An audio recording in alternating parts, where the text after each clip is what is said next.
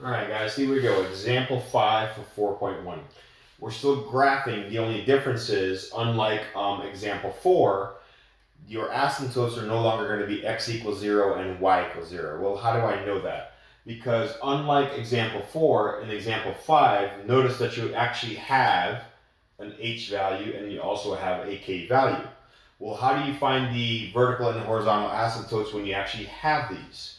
You can just simply use these equations. So to find the vertical asymptotes, let's again label that VA.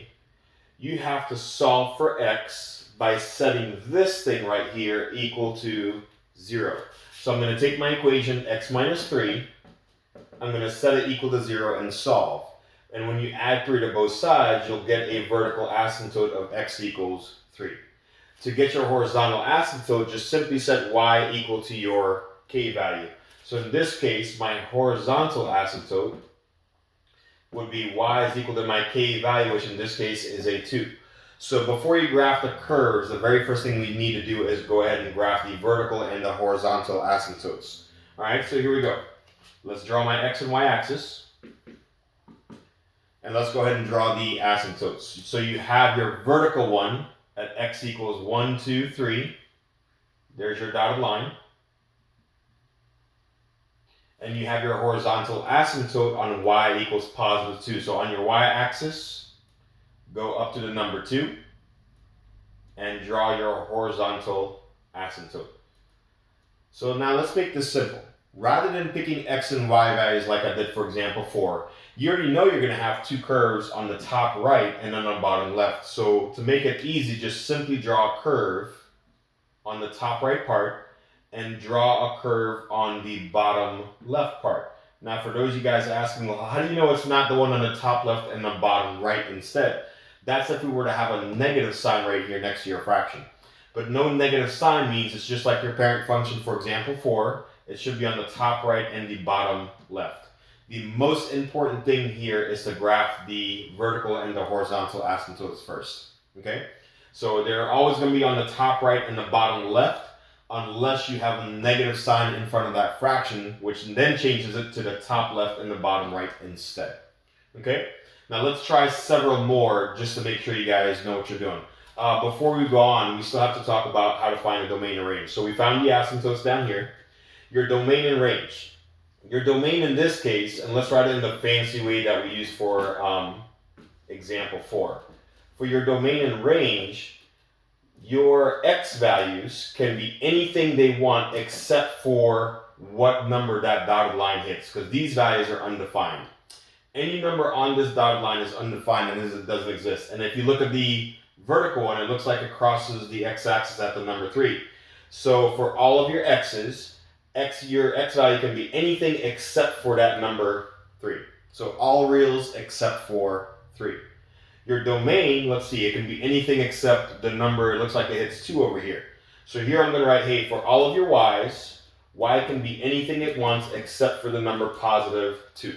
So all reals except for 2. So your domain and range will always be the vertical and the horizontal asymptote values, basically. All right? Now let's try a few more just to make sure you guys understand what your graph should look like when you have an h and a k value. So for the next one, let's call that part B.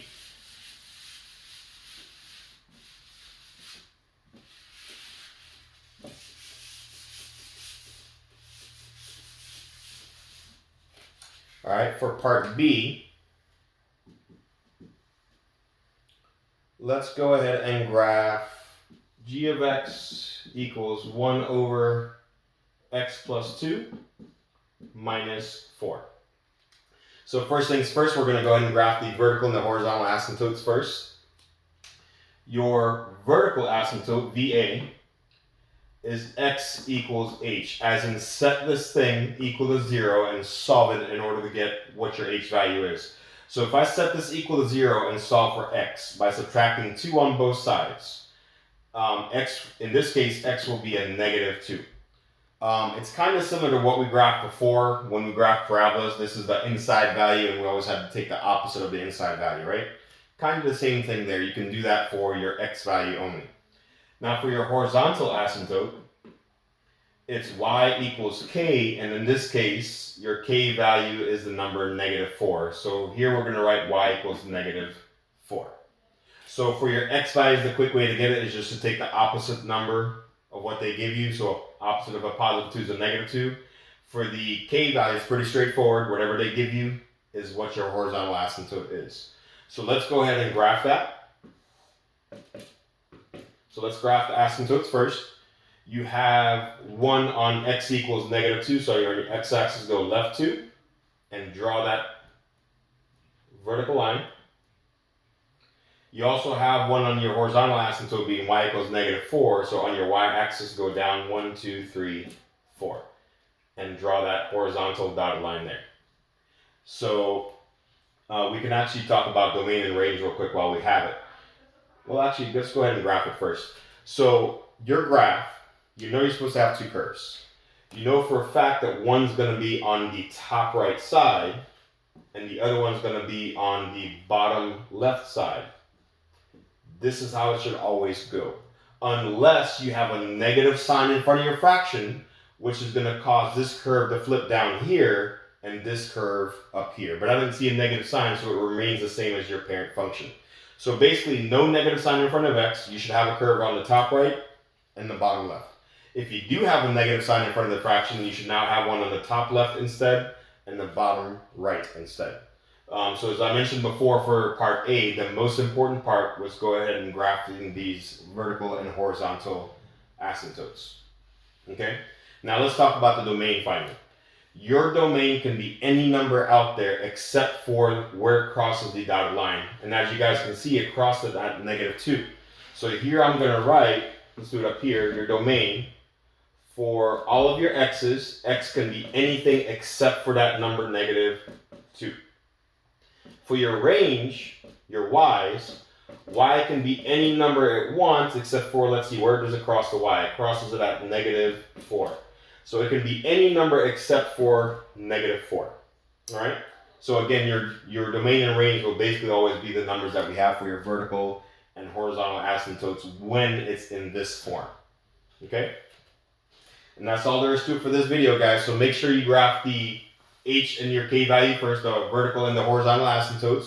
After that, like I said, you should have a curve on the top right and the bottom left, unless there's a negative sign in front of that fraction, which is now going to cause it to be on the top left and the bottom right instead. All right, we'll see you in the next one.